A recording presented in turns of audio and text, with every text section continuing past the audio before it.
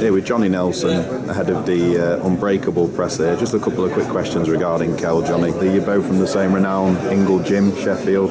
Have you been to watch any of his sparring in the lead up to this? Yeah, we all train in the same gym, and that's what I'm saying. He's just morphed into a machine. I don't know what happened. It's like you used to see him all the time, and he disappears one night, then he disappears on Friday, comes back the Monday, and all of a sudden you think, wow. Yeah. You know, he's had a couple of days off. You think, wow, what's happened there? And it happens every time. And it's the magic of the gym. And listen, Sheffield is famous for the amount of champions it's turned out, world champions in one city. And they've kind of all spawned from one man. There's little tentacles of fighters in patches elsewhere. But I just think Kelly's a perfect product of what Sheffield can produce. And he's done a brilliant job in nurturing him. He's not an easy guy to train. You know, it's not just about getting in the gym and hitting the bikes or pushing a few weights. It's about that as well. Yeah. And it's about understanding the psychology of a fighter. Yeah. So for Kell, for how far he's got, you know, you can't measure anybody against him. And I'm talking about the past champions that have been involved, because he's been through a lot and still managed to stick it out, get the world title, win it in the States, and now he's in pole position on paper.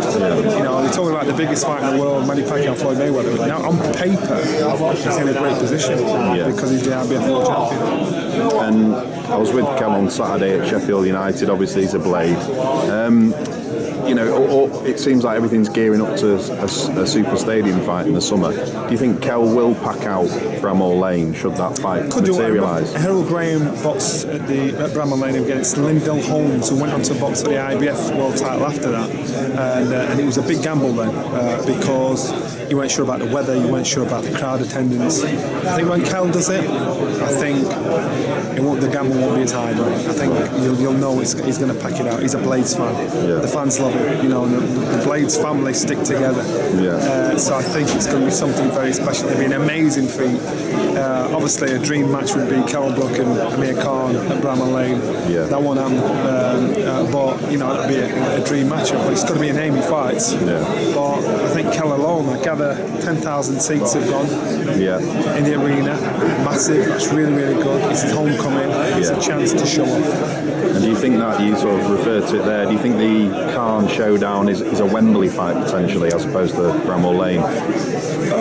Yeah, I wouldn't expect a Froch Groves kind of attendance at Wembley, but I would expect a big attendance, you know, because this is a fight that is. I'll tell you, once it's made, it's going to get nasty.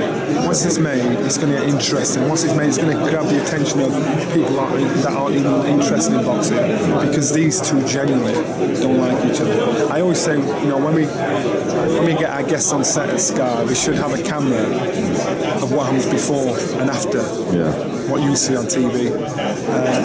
When Kell and Khan were in the studio, it was priceless what you could see was going on. You thought, oh, Jesus, it's going to be something special. The same thing happened when Carl Froch and George Groves boxed. I just saw, they just had a camera right now. James DeGale at George Groves. Again, they just had a camera right now. And I just think... Were they actually exchanging words, were they, beforehand? It was interesting, to say the least. Okay. And that's why you know it's going to be tasty. Yeah. And one final question regarding Kell. Obviously, he's in a marquee division. Where do you think, I mean, putting bias aside, obviously, I know it's not easy to do. Where do you think Kell features amongst the elite of this division, the welterweight division? Well, officially, he's put himself there. Yeah. Officially, he's gone against the grain. He's gone to America, beat a tough reporter. He's fought somebody that doesn't, you know, people just want to avoid him because he's tough, he's awkward, he's in your face. Kell's done that. I think Amir Khan has established himself in the elite because he's been up and down, he's won and lost, and still managed to stay there because it's exciting. And after his last performance, it was outstanding. Kell needs one, if not two, of those performances for people to sit up and pay attention to. They know of it. When we were out in Los Angeles, Keith Thurman, who's like a regular WBA champion, he said Kell is the guy we need to be. You know, this kid's tough. You know, they respect him, they like him, which to me is brilliant. Yeah, absolutely. Lovely. Thanks for the time, Johnny. Appreciate it.